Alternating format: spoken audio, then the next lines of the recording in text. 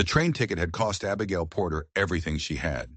She'd sold her mother's locket, the last piece of her old life, to buy passage to a new one, to Diamond Creek, Montana, to a man named James Westfield, who promised her a home, security, and a future in his kind, steady letters.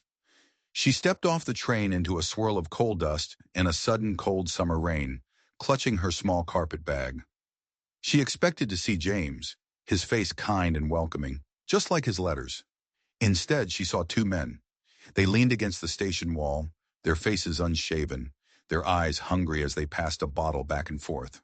They looked at her city dress, already soaked and clinging to her frame, and one of them grinned, showing a mouthful of stained, broken teeth.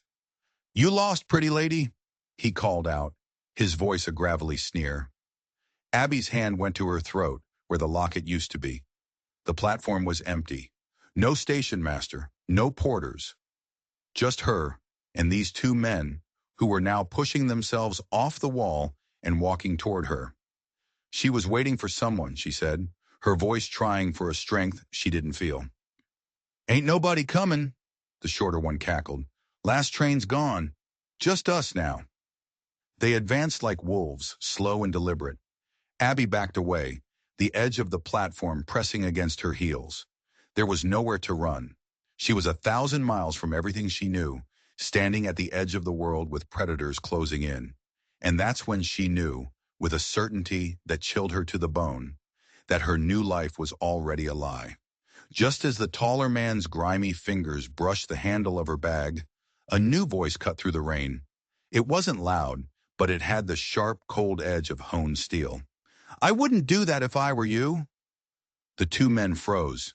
They turned, and standing there, silhouetted against the gray sky, was a figure that seemed to have materialized from the storm itself. He was tall, broad-shouldered, rain dripping from the brim of a dark, mud-splattered hat. One hand rested, almost casually, on the butt of the gun at his hip. The taller thug spat on the wooden planks. "This ain't your business, Blackwood." But the name came out choked with fear. "I'm making it my business," the newcomer replied, his voice calm, which somehow made it even more terrifying. "Now get moving, before I decide this town would be better off without you." The two men exchanged a nervous glance. They weighed the bottle in their hands against the gun on Blackwood's hip and made the only choice they could. They scurried away like rats, disappearing around the corner of the station.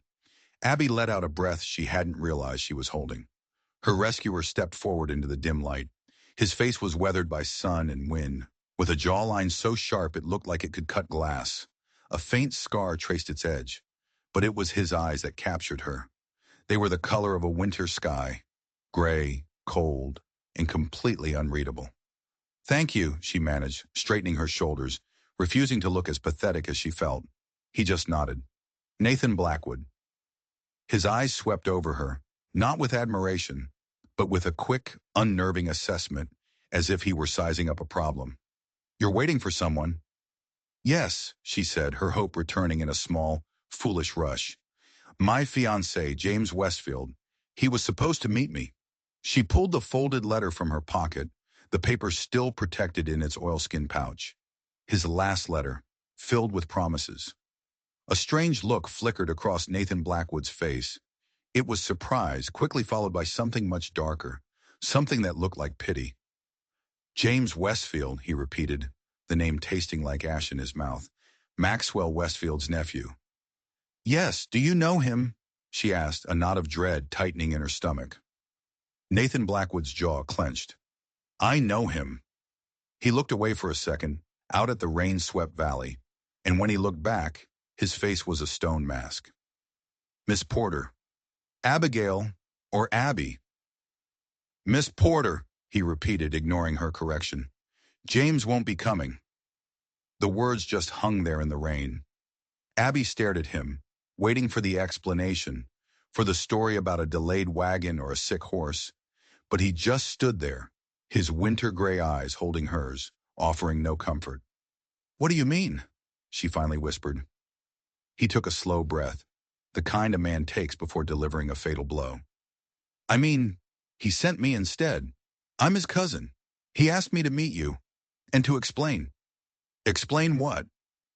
The dread was a living thing in her throat now, cold and suffocating. Nathan Blackwood looked at her for a long, hard moment, and she got the distinct feeling he was deciding just how much of the truth she could handle.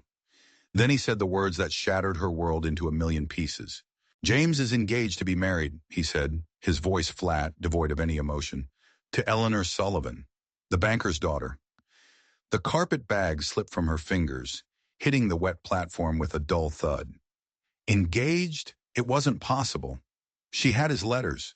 She had his promises. She held up the oilskin pouch as if it were a shield, as if the ink on the page could somehow stop the bleeding. That's not possible, she whispered. He sent for me.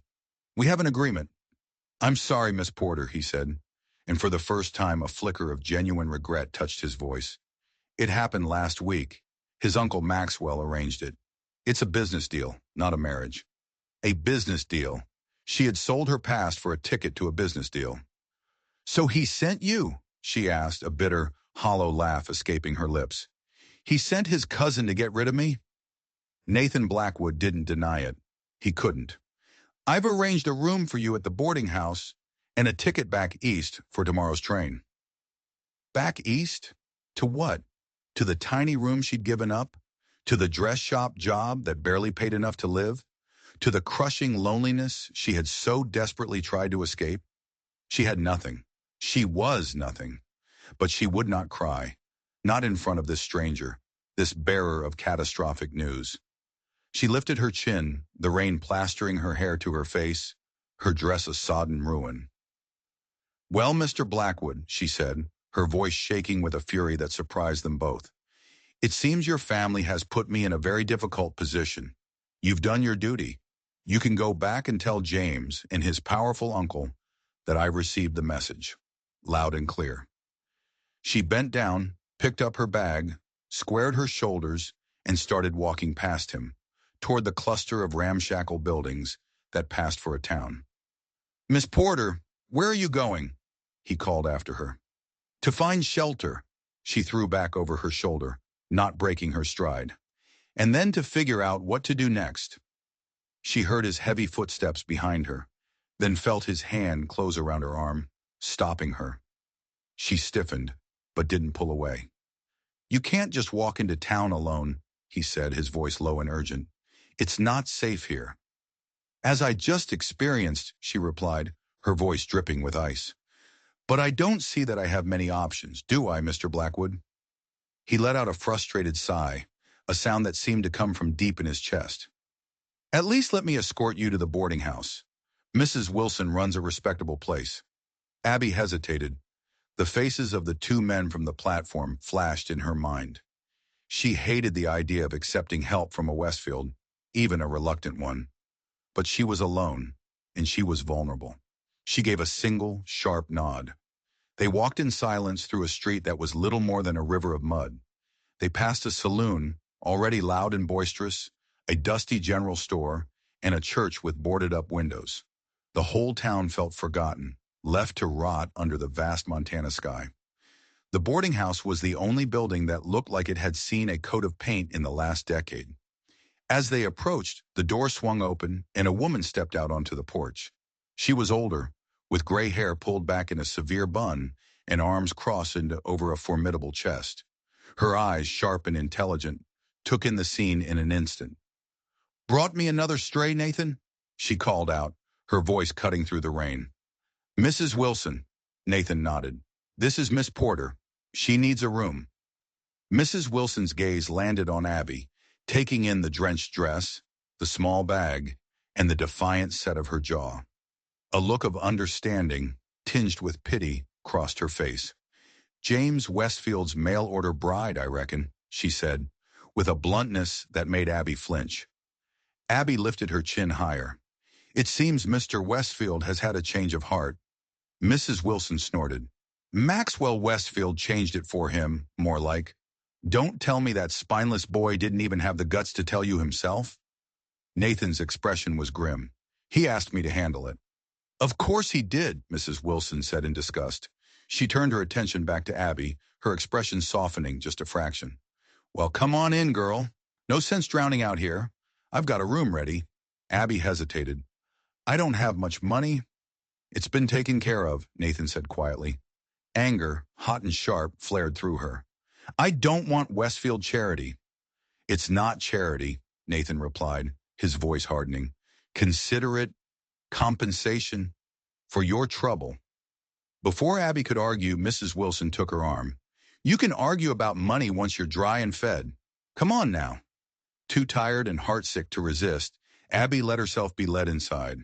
The house was clean and warm, a small island of order in the chaos of her life. Mrs. Wilson led her upstairs to a small, neat room with a fire already crackling in the grate. Get out of those wet things, the older woman ordered, pulling a simple cotton dress from a chest. This should do while yours dry. Abby stared at the dress, then at Mrs. Wilson's knowing eyes. You were expecting me. Nathan sent word yesterday, asked me to prepare a room. Mrs. Wilson's face was a mixture of sympathy and hard-won wisdom.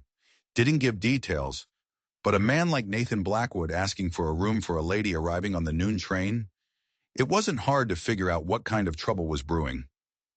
When the door closed, Abby finally let her composure crack. She sank onto the bed, her body trembling, not with cold, but with the shock of it all. No tears came. She'd learned long ago that tears were a useless luxury, but a dry, racking sob escaped her throat. She had gambled everything on a man's pretty words, and she had lost. She was stranded, penniless, and utterly alone. But as she washed her face in the basin, she caught sight of her own reflection. She saw the exhaustion, the fear, but she also saw the stubborn glint in her eyes, the same glint that had helped her survive her father's drunken rages, that had pushed her to work until her fingers bled to send money for her sick sister, Rose. Rose. The thought of her younger sister was like a splash of ice water. Rose was why she had done this. Rose was waiting, depending on her. Self-pity wouldn't help her. Crying wouldn't pay for the medicine she needed. She had to think. She had to fight. She put on the borrowed dress, smoothed it down, and squared her shoulders. She still had a little money sewn into the hem of her traveling dress. Not much, but a start, and she needed information. The man waiting downstairs, Nathan Blackwood, was the only person in this God-forsaken town who had all the answers, and she was going to get them. Abby found Nathan standing by the sitting room window, staring out at the rain. He turned as she entered, his unreadable gray eyes taking in the sight of her in his mother's dress. She ignored the flicker of emotion she saw there. Mrs. Wilson has food ready, she said, her voice cool and steady. Will you join me? I have questions, Mr. Blackwood, and I suspect you have answers. He looked surprised by her directness, but after a moment he gave a single, sharp nod. They sat in the small dining room, a plate of stew, bread and cheese between them.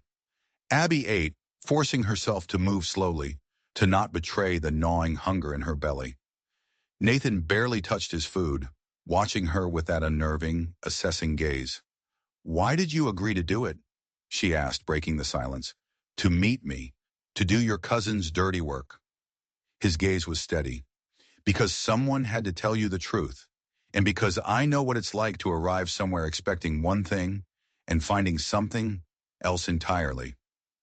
There was a story there. She could feel it, a deep well of pain behind his guarded expression. But before she could ask, the front door of the boarding house crashed open, and a loud, commanding voice boomed through the hall. Martha, where are you, woman? I want a word. Nathan's face went dark. He pushed back from the table and stood, every line of his body suddenly tense, coiled like a snake ready to strike. Abby rose with him, instinctively moving closer to his side. A moment later, two men strode into the dining room. The first was older, in his 60s, with silver hair and a perfectly trimmed beard. He wore an expensive suit that seemed out of place in the muddy town, and a gold watch chain gleamed across his vest. He radiated an aura of immense power and absolute control. The man beside him wore the rough clothes of a lawman, a sheriff's badge pinned to his chest. The older man stopped short when he saw Nathan. His eyes, the same cold gray as his nephew's, narrowed. Well, well, he said, his voice deceptively pleasant. If it isn't my wayward nephew. And this, his gaze slid to Abby, dissecting her in an instant. This must be the complication. Nathan moved slightly, positioning himself between Abby and the newcomers. Maxwell, he said, his voice flat and hard. Sheriff Grant, what brings you slithering into Mrs. Wilson's establishment? The man, Maxwell Westfield, smiled, but it didn't reach his eyes. Now, Nathan, is that any way to greet your uncle? He turned his chilling smile on Abby. Miss Porter, I presume. I am Maxwell Westfield. I am here to personally apologize for the misunderstanding. I believe your nephew already explained the situation quite clearly, Abby replied, lifting her chin. It wasn't a misunderstanding. It was a betrayal. Maxwell's eyes flickered with surprise, then with something that looked like amusement. A spirited woman. I can see why James was intrigued. Nevertheless, your journey has been for nothing. I am here to make amends. Sheriff Grant will escort you to the hotel, a much finer establishment, and tomorrow we will arrange your passage back east. First class. It wasn't an offer. It was a command, wrapped in a thin veneer of politeness. Thank you, Mr. Westfield, Abby said, choosing her words with care. But I've already accepted Mrs. Wilson's hospitality. I prefer to stay here and consider my options. The smile vanished from Maxwell's face. I don't think you understand, Miss Porter. You have no options. You will return east. That will be the end of the matter. The sheriff shifted his weight, his hand dropping to rest on the butt of his pistol. The message was clear. This wasn't a conversation. It was an eviction. Nathan stepped forward. She's not going anywhere she doesn't want to go, Maxwell. Stay out of this, boy, Maxwell snapped, his civility gone. This doesn't concern you? I made it my concern when James sent me to clean up his mess. Nathan shot back. Miss Porter is under my protection now. The air in the room crackled. The two men, uncle and nephew, stared each other down, a lifetime of hatred passing between them. The sheriff's hand tightened on his gun, and that's when a new voice joined the standoff. Is there a problem, gentlemen? Mrs. Wilson stood in the doorway, a double-barreled shotgun cradled in her arms. Her expression was perfectly pleasant, but her grip on the weapon was rock steady, and the twin barrels were aimed squarely at Maxwell Westfield's chest. Maxwell, she said, her voice as calm as a summer morning. I believe my guest has made her wishes clear. She's staying. For a heartbeat, Abby thought violence was about to erupt right there in the dining room. Maxwell's face was a thundercloud of fury. He looked from the shotgun to Nathan's hand, hovering over his own pistol, and then to Abby's defiant face. He made a calculation. Then he smiled that cold, reptilian smile again. Very well, he said. For now. He turned his chilling gaze back to Nathan. But this isn't over, nephew. Not by a long shot. Any time, uncle, Nathan replied, his voice a low growl. Maxwell and the sheriff turned and left, their heavy boots stomping on the floorboards. The front door slammed shut behind them, leaving a ringing silence in its wake. Mrs. Wilson lowered the shotgun but didn't put it away. That man, she said grimly, never did learn when to leave well enough alone. She looked at Nathan. So, what's the plan? Because he'll be back. Nathan ran a hand through his hair, a gesture of pure frustration. I hadn't thought beyond getting her out of the rain. Well, you'd better start thinking fast, Mrs. Wilson said. Maxwell Westfield doesn't just get angry, he gets even. He's got the law in his pocket and half the thugs in the territory on his payroll. But why? Abby demanded, her voice rising. Why does he care so much about what I do? I'm nothing to him. I just want to be left alone. Nathan and Mrs. Wilson exchanged a heavy look, a silent conversation passing between them. It was the look of people deciding whether to share a terrible secret. Finally, Nathan spoke, his voice low and serious. It's not about you, Abby. Not really. It's about my land. He explained that his ranch, a small property inherited from his father, was the one piece of the valley Maxwell didn't own or control, and more importantly, it sat on the largest natural spring in the region, the only reliable water source during the dry years. Maxwell needed that water. He'd been trying to get that land for years. But what does that have to do with me? Abby insisted. You're a complication, Nathan said. An outsider. A loose end. Someone who knows the Westfields broke a promise. Maxwell doesn't like complications. He likes to tie them up, Neatly and permanently. He means he gets rid of witnesses, Mrs. Wilson added, her voice dark. A cold dread, far worse than anything she'd felt before, crept over Abby. These people weren't just heartless. They were dangerous. She had stumbled into the middle of a war she didn't understand, and she was the most vulnerable soldier on the battlefield. "You're not safe here in town," Nathan said, his gray eyes locking onto hers. "Maxwell controls everything here. He can have the sheriff arrest you on some trumped-up charge, or worse." "Then where can I go?" she whispered. Nathan took a deep breath. "My ranch. It's isolated, defensible. You'd be safe there, at least for a while, until we can figure out what to do next." With him? A man she just met? A man whose family had ruined her life? It was insane. It was reckless. Mrs. Wilson must have seen the doubt on her face. "Girl," she said, her voice firm. "I've known Nathan Blackwood since he was a boy. He's not his uncle. He's a good man, a decent man. Right now, he's the only friend you've got in this entire territory." Abby looked at Nathan. He stood there, his face grim, offering her a sanctuary that was also the very center of the storm.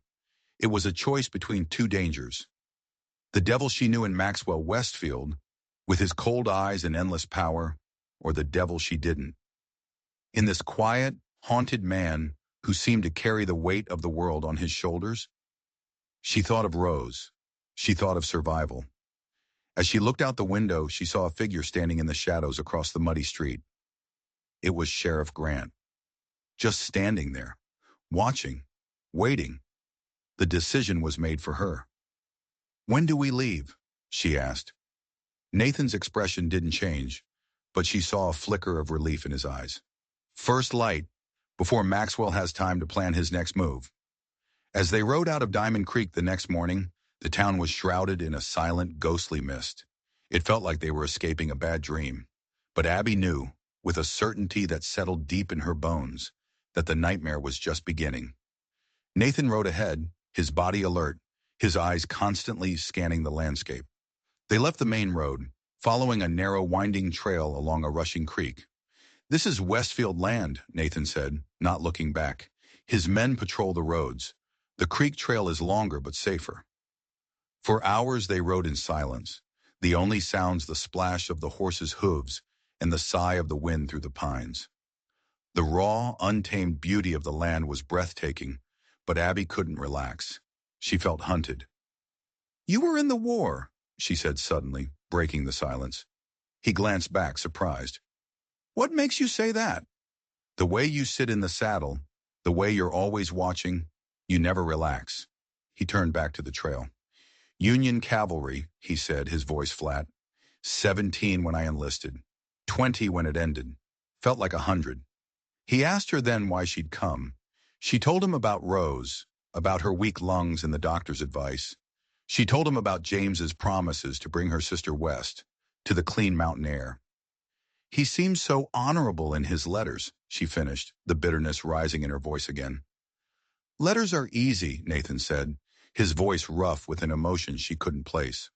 "Promises are cheap. It's what a man does when things get hard that shows you his true character." They stopped at midday in a small clearing to rest the horses. As they ate a simple meal of bread and cheese Mrs. Wilson had packed, Abby felt the tension start to ratchet up. Nathan was no longer just watching the trail. He was listening. His head was cocked, his body perfectly still. "What is it?" she whispered.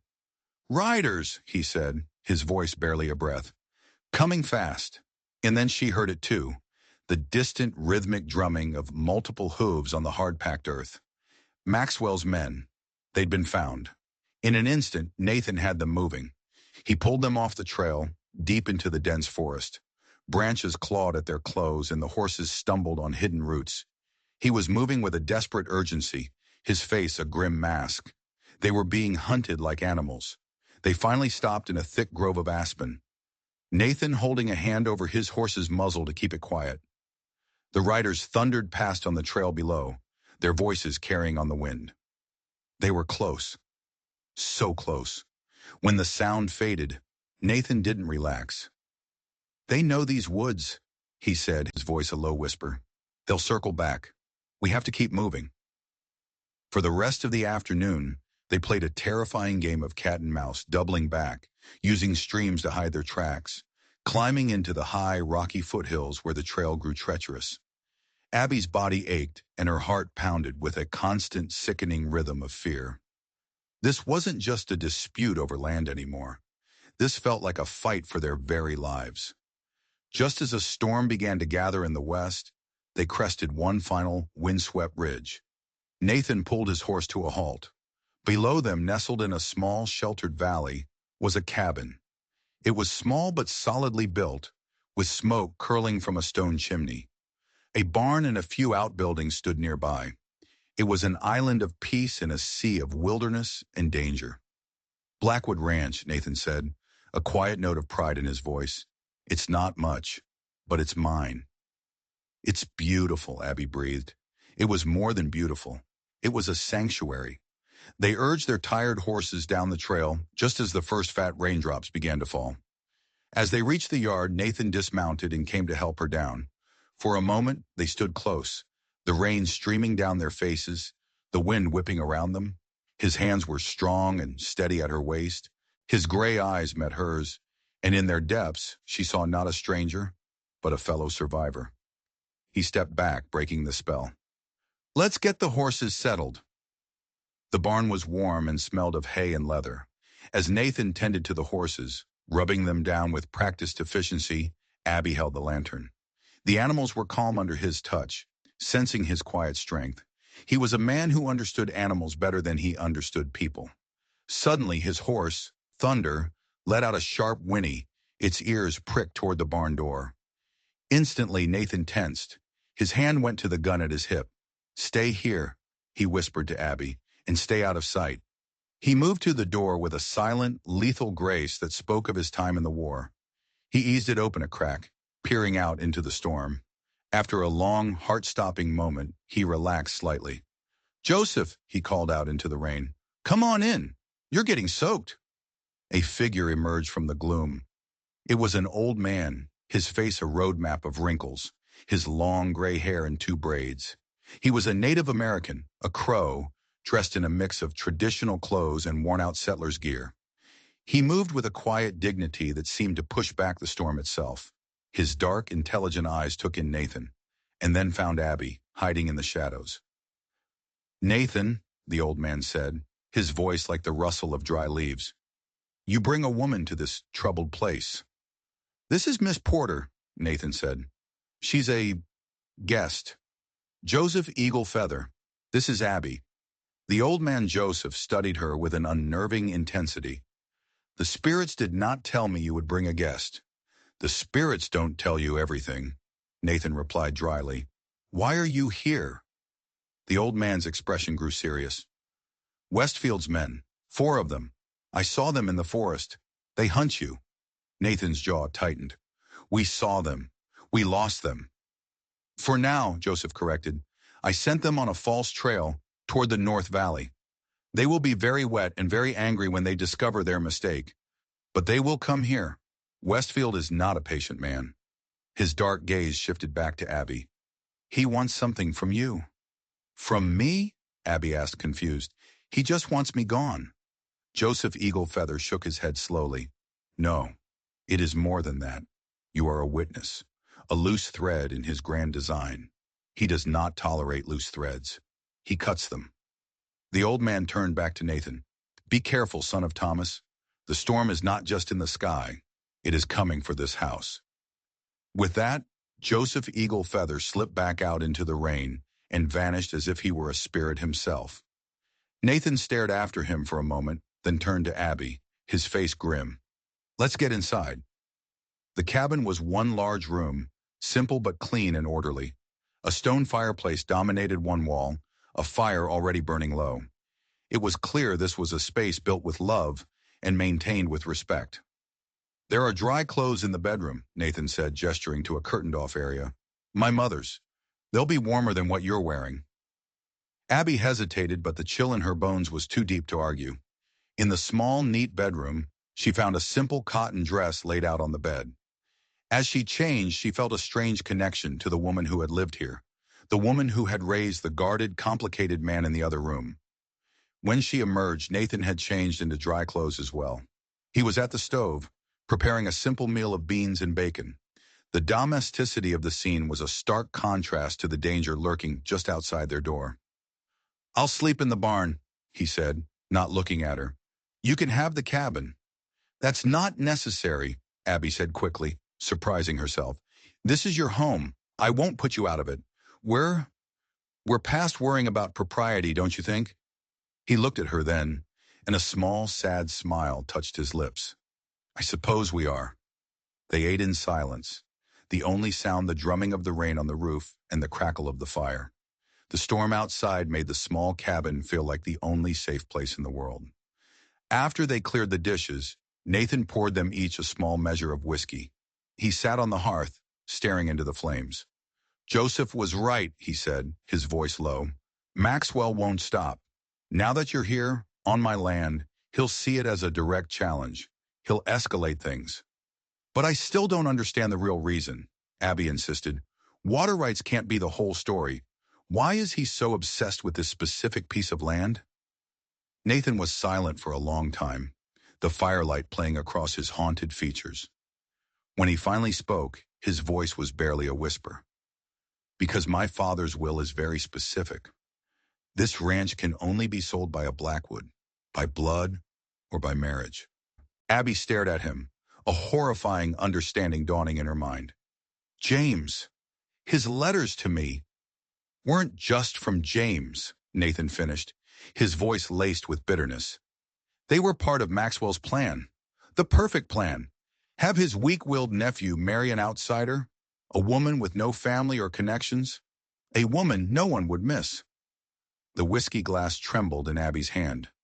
"Miss, accidents happen all the time in the mountains, Abby," Nathan said, his gray eyes dark with a terrible certainty.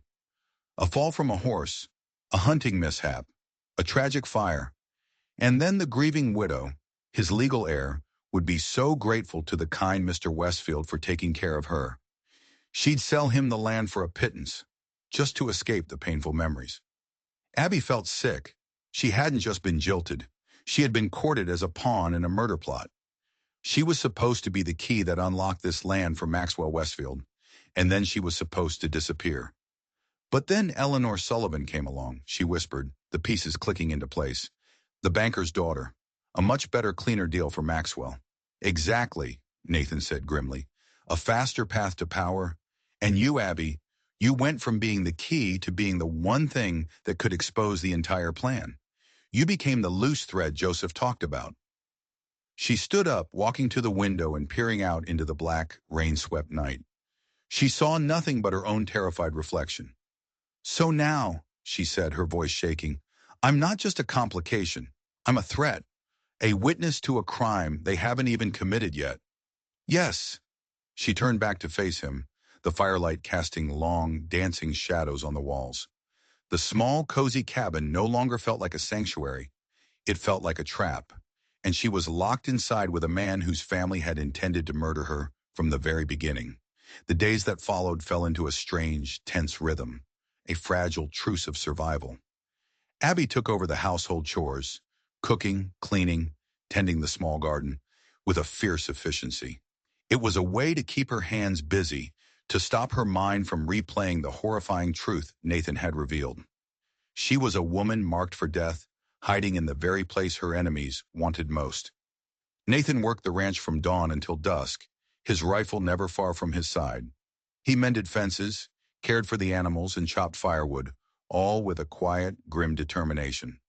He was a man defending his home, his legacy, against an enemy that had already taken so much from him.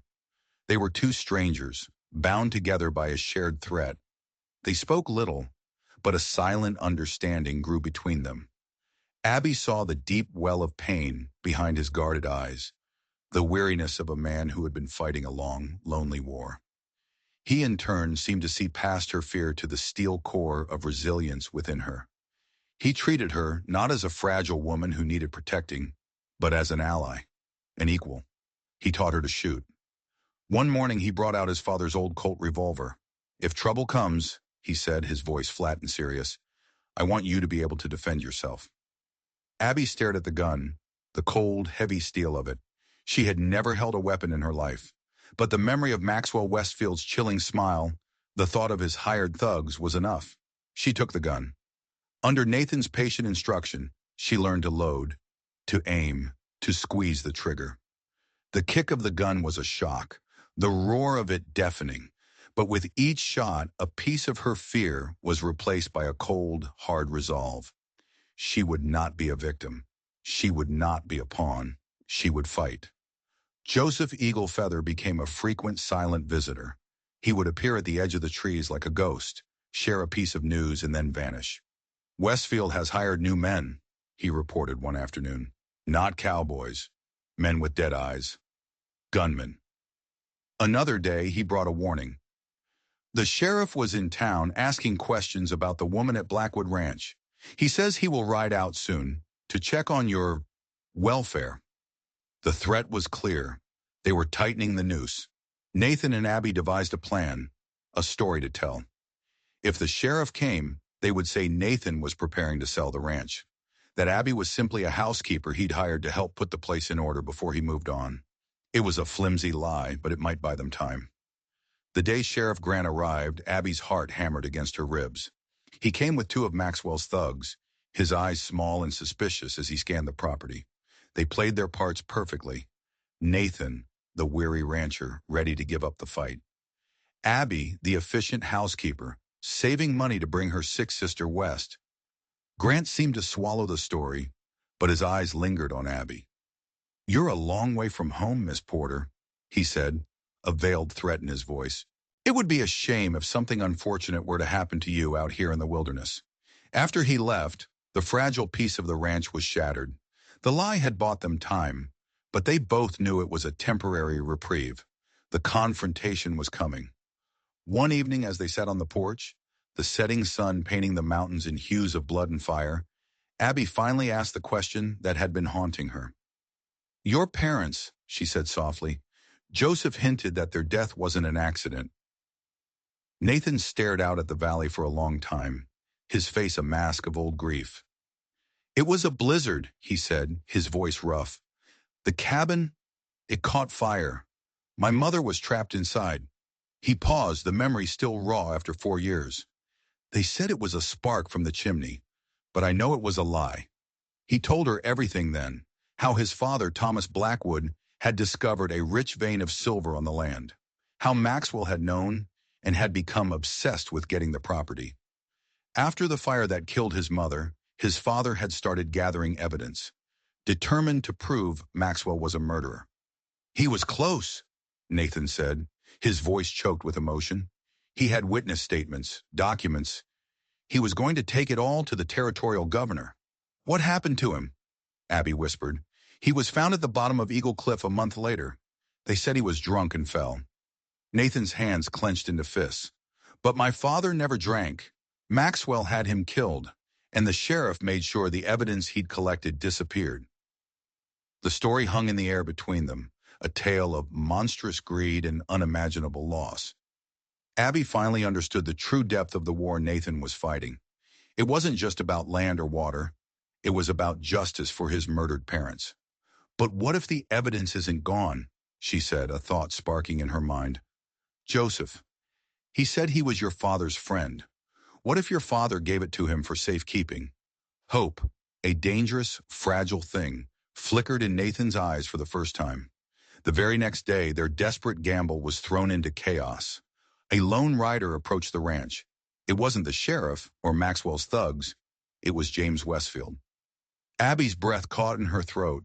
The man whose betrayal had started this nightmare was riding into their sanctuary. He looked pale and haunted. He wouldn't meet Abby's eyes.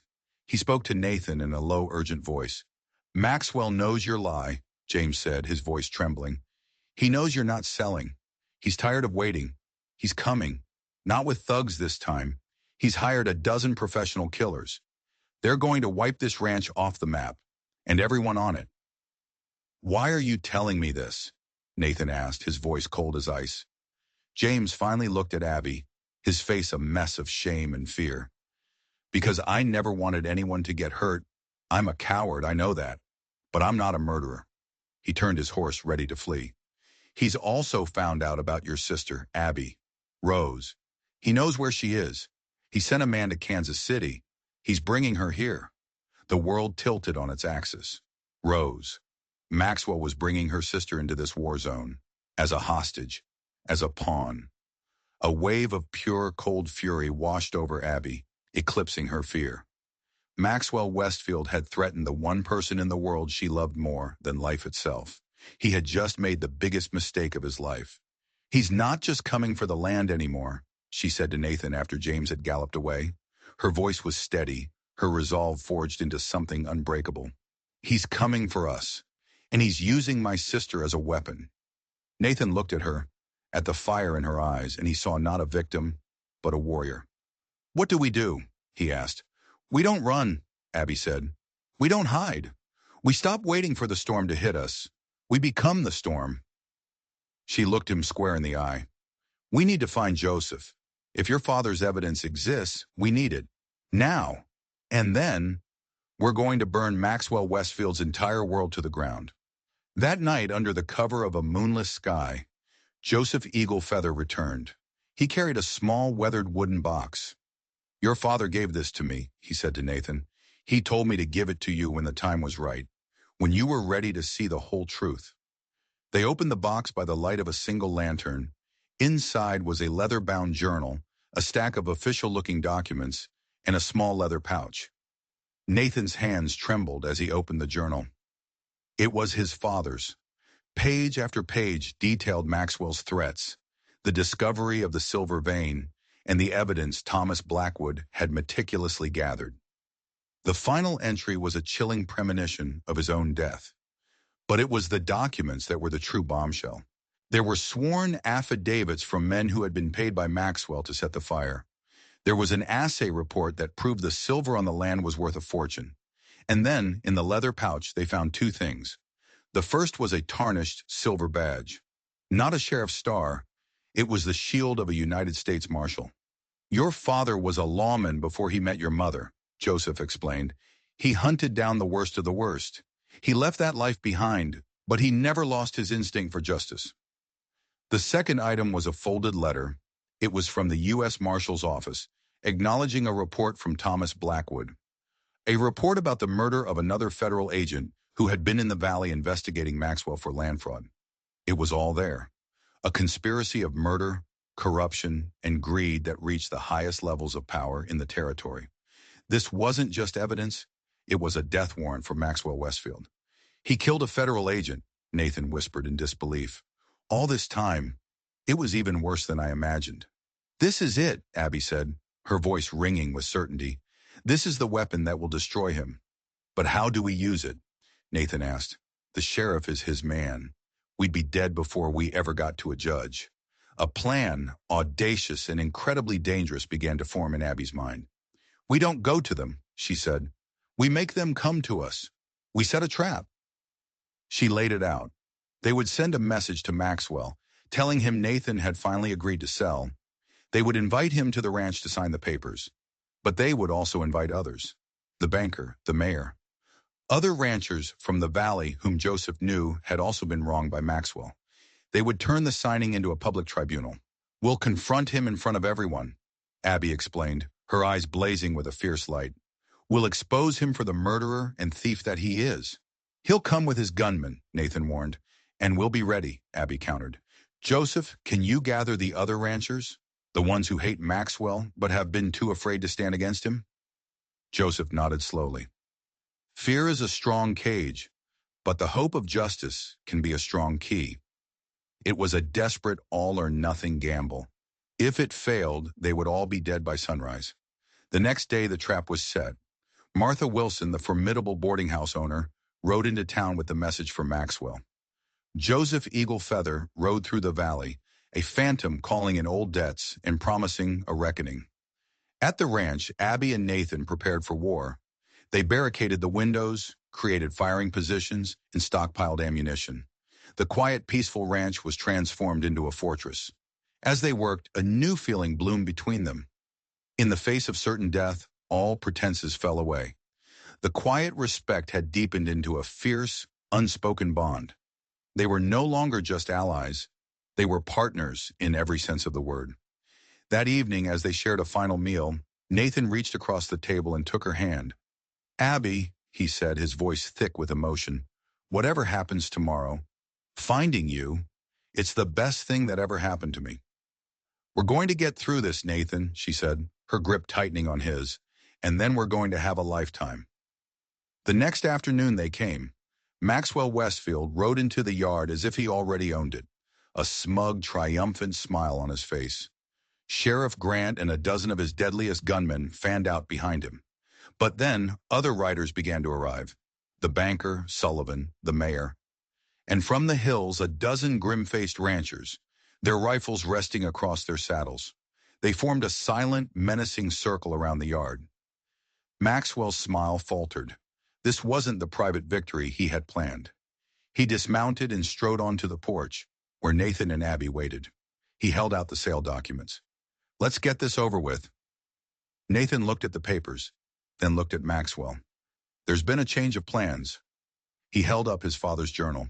"We're not here to talk about a land sale, Maxwell. We're here to talk about murder." He began to read. He read about the threats, about the fire, about the silver. With each word, Maxwell's face grew paler, his eyes burning with a murderous fury. The assembled crowd murmured, their anger growing. "Lies!" Maxwell roared. "The ravings of a drunk who fell off a cliff." "He wasn't drunk, Maxwell," Abby said, her voice clear and strong. She held up the U.S. Marshal's badge. "He was a lawman, and he was building a case against you." Then she held up the final damning piece of evidence, the letter about the murdered federal agent. "You didn't just kill Thomas and Elizabeth Blackwood," she declared, her voice ringing across the silent yard. "You murdered a United States Marshal, and your paid dog, Sheriff Grant, helped you cover it up." That was it, the breaking point. All pretense of civility vanished. Maxwell's face twisted into a mask of pure rage. "Kill them!" he screamed at his gunmen. "Kill them all!" But as his men reached for their guns, a voice calm and steady came from the crowd. "I don't think so." It was the banker, Sullivan. He was holding a rifle, aimed squarely at Maxwell, and beside him, every single rancher had raised their weapon. Sheriff Grant looked at the dozen rifles pointed at him and his men, and for the first time in his life, he saw the odds were not in his favor. He slowly raised his hands. Maxwell Westfield stood alone, surrounded by the faces of the people he had terrorized for years. He was trapped. His empire of fear had crumbled in a single afternoon. The fight was over. In the weeks that followed, justice, true justice, finally came to Diamond Creek. With the evidence from Thomas Blackwood's box and the testimony of a dozen brave ranchers, Maxwell Westfield and Sheriff Grant were tried and convicted by a federal judge.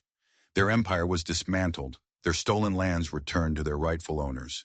James Westfield, consumed by guilt, testified against his uncle and left the territory, leaving Eleanor Sullivan and her father's bank behind.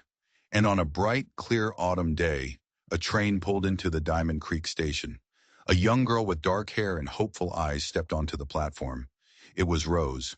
She ran into Abby's waiting arms, her cough already lessened by the clean mountain air. She looked from her sister's happy, tear-streaked face to the tall, quiet man standing beside her, his hand resting gently on Abby's back. She saw the way he looked at her sister, with a love so deep and certain it needed no words. Abby had come to Montana seeking a house, but she had found a home. She had come seeking security, but she had found a strength she never knew she possessed. She had come expecting to marry a stranger, and she had ended up falling in love with the man who was meant to be her enemy. Life on the Blackwood Ranch was hard, but it was honest. It was a life they built with their own hands, side by side, their pasts healed, their future a wide-open sky. They had faced down the worst of men and had not only survived, but had triumphed, proving that even in the darkest of places, courage, justice, and love could take root and bloom. If you were on the edge of your seat watching Maxwell Westfield finally get what he deserved, don't forget to hit that like button and subscribe for more incredible stories of justice and survival. Let me know in the comments what you think was the most shocking twist in Abby's journey. Thanks for watching.